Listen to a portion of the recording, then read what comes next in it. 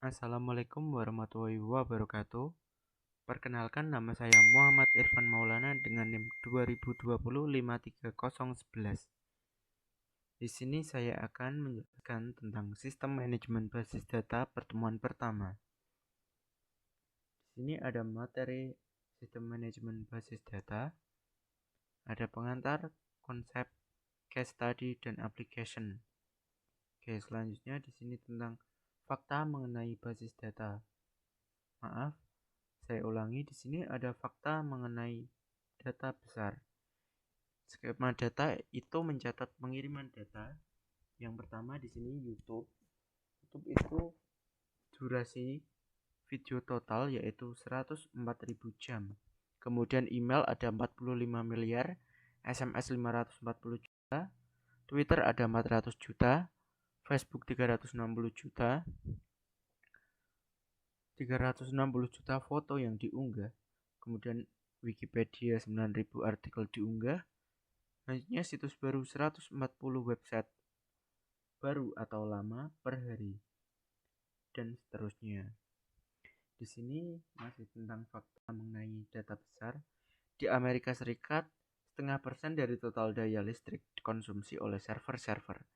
Pergerakan 0,5% emisi gas rumah kaca berasal dari server dan data center.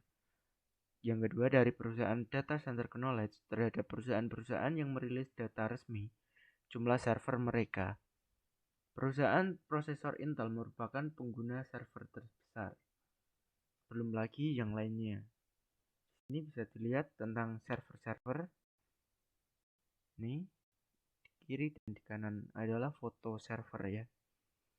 Kemudian berdasarkan data perusahaan bulan Februari 2010, Intel memiliki 100.000 server. Bayangkan, ini sudah tahun 2022. Dan pada tahun 2010, Intel memiliki 100.000 server. Berapa banyak Intel memiliki server pada tahun ini? Oke. Perusahaan yang bermarkas di Santa Clara Amerika Serikat itu memang memiliki banyak cabang dan fasilitas pabrik di berbagai negara di dunia. Jangan lupa, perusahaan yang bermarkas di Santa Clara Amerika Serikat ini juga merupakan produsen prosesor untuk berbagai model server. Kemudian, jejaring sosial terbesar dunia Facebook juga masuk di jajaran atas dengan lebih dari 60.000 server. Bukan hanya Facebook, Instagram, Twitter juga. Servernya juga banyak sekali. Selanjutnya, selain Intel, kebanyakan pengguna server dalam jumlah besar adalah perusahaan penyedia jasa hosting internet.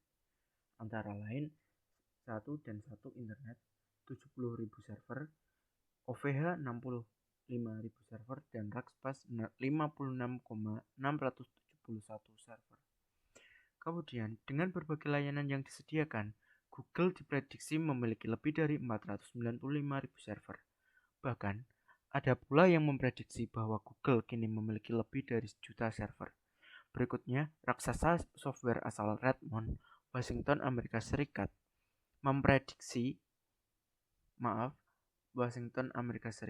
Microsoft, disebut-sebut di posisi kedua dengan prediksi lebih dari 218.000 server.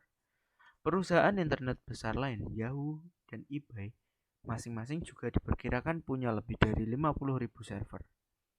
Di sini bisa dilihat pertumbuhan datanya dari 1985 sampai 2022. Oke, di sini ada yang pertama, ada personal computer upgrade menjadi network client server, kemudian on-premise, kemudian upgrade lagi on-demand web, kemudian upgrade lagi ke community web. Manakah yang lebih cepat perkembangannya? Komputer kah? Alat komunikasi kah? Perangkat multimedia kah? Atau teknologi database kah? Karena komputer mempunyai OS dan aplikasi. Apa komunikasi? Karena fungsi HP atau smartphone bisa akses internet dan sebagainya. Atau multimedia karena ada video, cam, streaming dan sebagainya.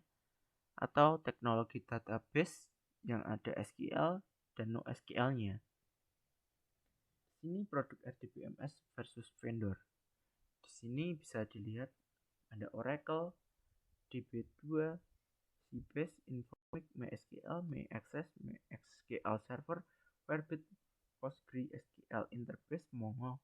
Database vendornya di sini juga ada Oracle, IBM, PowerSoft, Informix, SQL Maestro Group, Microsoft Firebird SQL Corp, PostgreSQL Corp, Interbase Corp, dan MongoDB atau Mongo Database Inc.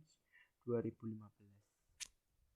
Di sini satuan media penyimpanan atau storage-nya bisa dilihat dari kilo, mega, giga, tera, peta, exa, zeta, yata. Di sini ada 3, 6, 9, 12, 15, 18, 1, dan 24. Oke, dari 1000 ada 1 juta. Di sini 3 ini berarti nolnya ya. 3 0 berarti 1000. Ini 6 berarti 1 juta. Ini 9 gitu ya. Oke, selanjutnya pada perkembangan DRAM atau RAM dan prosesor. Di sini bisa dilihat dari 1970 sampai 2005.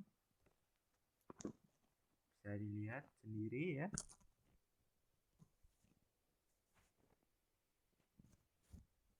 Oke, kita next. Di sini ada konsep basis data. Basis data atau database dapat dibayangkan sebagai sebuah lemari arsip.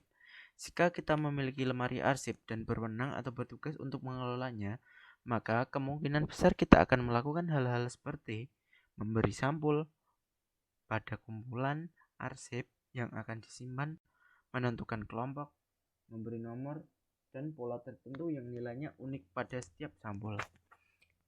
Selanjutnya, himpunan kelompok data atau arsip yang saling berhubungan yang diorganisasikan sedemikian rupa agar kelak dapat dimanfaatkan kembali secara cepat dan mudah. Selanjutnya ada kumpulan data yang saling berhubungan. Maaf, saya ulang. Di sini ada kumpulan data yang saling berhubungan yang disimpan secara bersama sedemikian rupa dan tanpa pengulangan atau redundansi, yang tidak perlu untuk memenuhi berbagai kebutuhan. Selanjutnya ada kumpulan file tabel arsip yang saling berhubungan yang disimpan dalam media penyimpanan elektronis.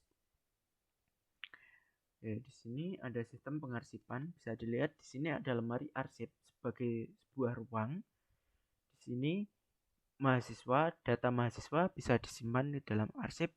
Absen juga, absen mahasiswa atau absen dosen bisa disimpan dalam arsip. Data file mata kuliah dan data file nilai.